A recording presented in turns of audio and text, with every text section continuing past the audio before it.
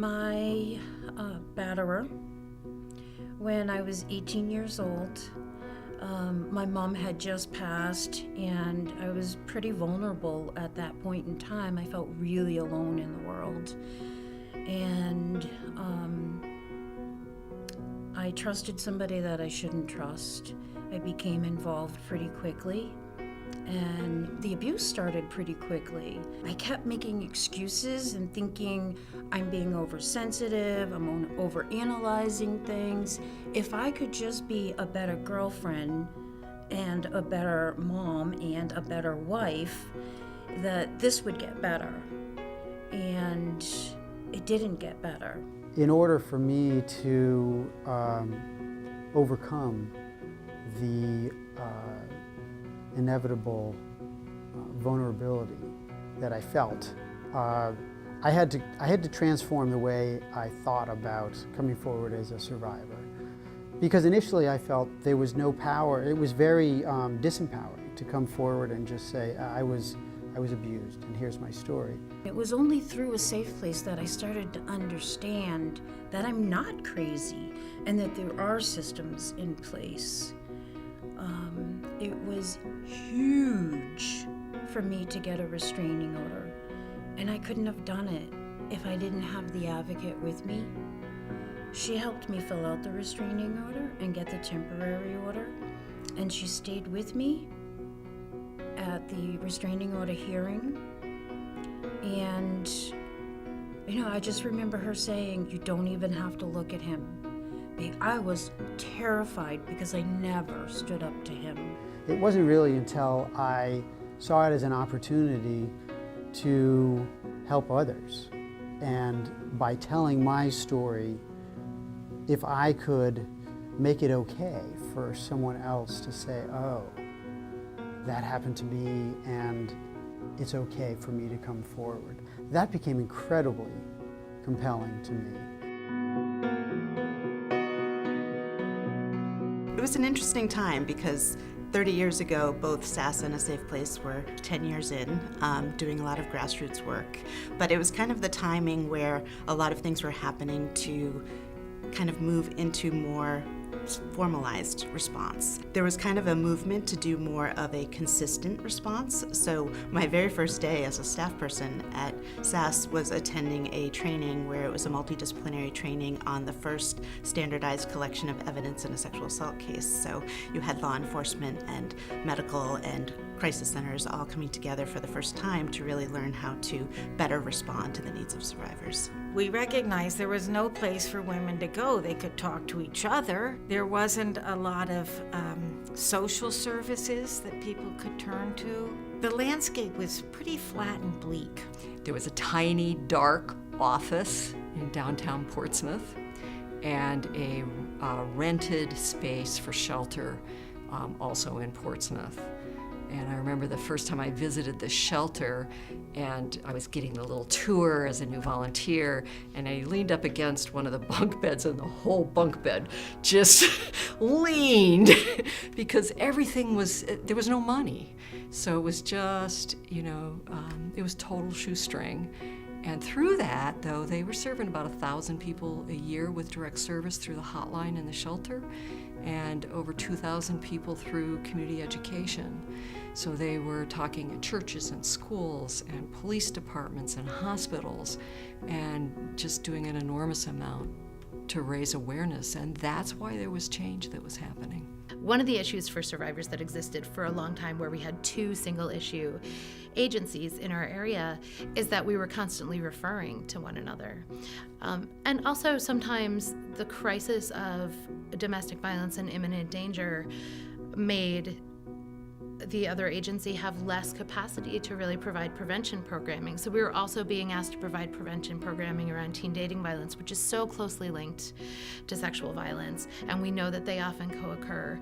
But there was a lot of bounce around. When survivors called, they would then have to call the other agency, and they were kind of shuffled back and forth. So by becoming a merged agency, becoming a single place where people can go and get a wide range of services, and really be working with staff who was very well prepared and educated and expert in both issues, I think it's made a huge difference for survivors and also for our ability to book time in the schools, and to talk about both of these issues simultaneously with students, because we know that they're experiencing both of them.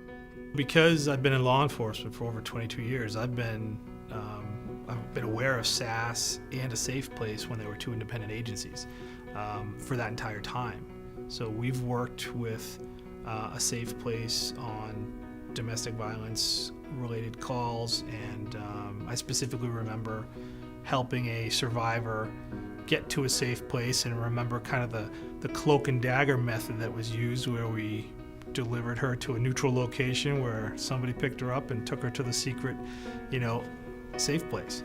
And I remember being impressed, I say that tongue in cheek, but I remember being impressed by that, because it was clear that, protocols and procedures were put in place for the safety of the survivor, to the point where I didn't know where they were going.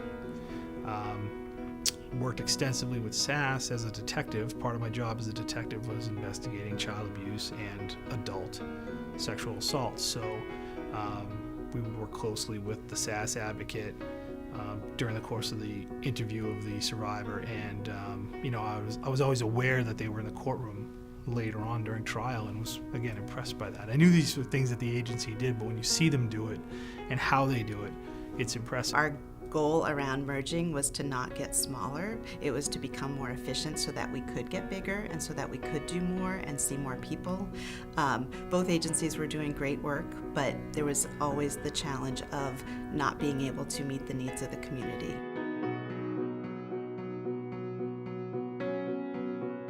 What I have seen is it's so much more a cohesive effort. The agency itself is so well run. It's been a phenomenal resource to survivors throughout the Seacoast.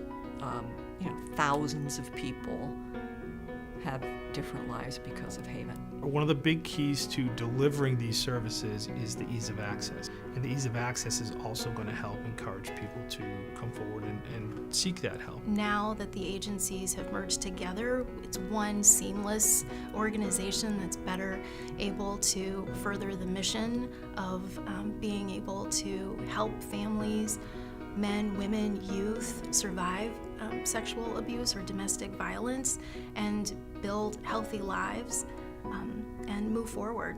I see Haven playing just an incredibly important part in supporting the community because Haven is a resource for anyone in the community. They don't have to be part of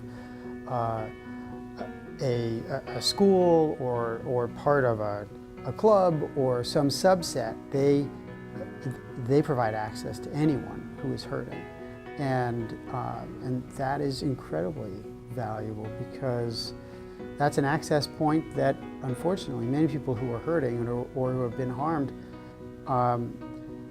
desperately need, and so it's an extended hand to anyone who's ready to take it. I wish that people understood the true impact of domestic and sexual violence and how the ripple effect that it has, that it impacts the person who's been directly victimized, it impacts their family, it impacts the entire community. We can't have a safe, just, free community if people are being victimized and they don't have help and support. I wish that people knew that sexual assault and domestic violence happens to anyone, that it happens to all walks of life, that all demographics, that it can happen at various ages. It doesn't matter if you're rich or poor. I would want people to know that this is something that does happen a lot, unfortunately, and happens right here in the greater Seacoast area of New Hampshire, and that there is help and support available. Back when I started, this was really not something that schools or even the community in general was feeling very comfortable talking about. Nobody wanted to hear the words sexual assault. People encouraged us to only use the name SASS so that nobody really knew what we were about. And when we went into schools, most schools were saying, well, if you say you're coming in to talk about bullying, that's okay, because we know that bullying is a big issue, but we don't want you to say anything about assault, which is really problematic, because if you don't speak it aloud, then kids don't know that they can talk about the things that are happening. And at the same time, the more we were out in the community, the more that we talked about it, the more stories that we got from survivors of all ages. I remember I was doing a presentation on the work that I did at a church, and there was this woman who was probably in her 80s, and she came up and she said, I am so glad you're talking about this, because this was happening when I was a kid and we just didn't talk about it. I wish people would not rush to judgment to blame the victim. I feel as though that is always the first instinct when someone hears that there's been a sexual assault. And that is a reaction that doesn't happen with other crimes. I think that there's been a lot of progress that's been made in New Hampshire in how survivors who come forward are treated, how they're treated in the criminal justice system. The response is, there's better training, there's more sensitivity, but I think there's still a lot of victim blaming that exists. There's still a lot of stigma that prevents people from coming forward. There is an increase in dialogue, which is great. Back then, people weren't talking about domestic or sexual violence. It was still very taboo.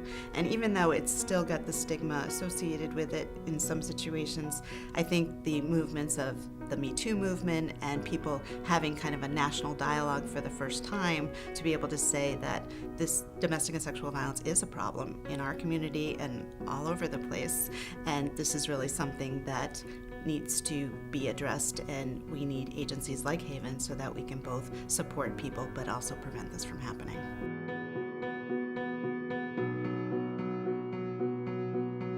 Haven's hotline is available to anyone who's been impacted by domestic and sexual violence, and that's 24 hours a day.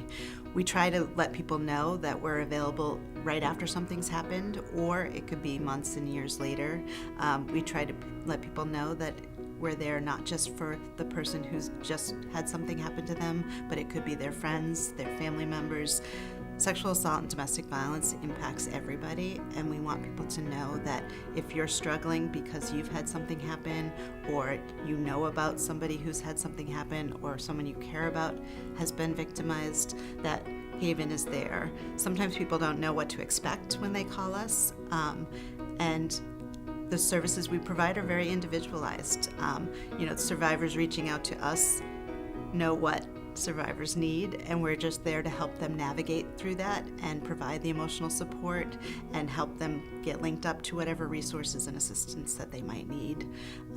But we also want people to know that sometimes we can help the survivors by helping those that they care about, those that care about them. And so we really are there for anybody that's been impacted. One of the other things that we did in creating Haven and choosing our name was to make sure that it was a name that was something that resonated with men as well as women, as well as youth, because we want to be there for anyone that's been impacted. So whether that's a man, a woman, a family, a child, we want to make sure that we're the comprehensive agency to provide that support and assistance.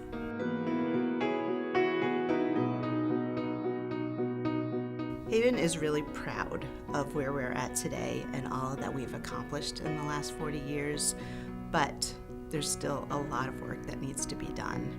And if we're truly going to end domestic and sexual violence, we need more people to get involved with us to make that happen. We need people that donate their time. We need people that donate their resources. We're fortunate that a lot of people care about our mission and want to help people to rebuild their lives in the aftermath of domestic and sexual violence and to keep kids and adults safe. But it's something where if we're going to truly end violence and change lives, we need everyone to partner with us to keep children and adults safe.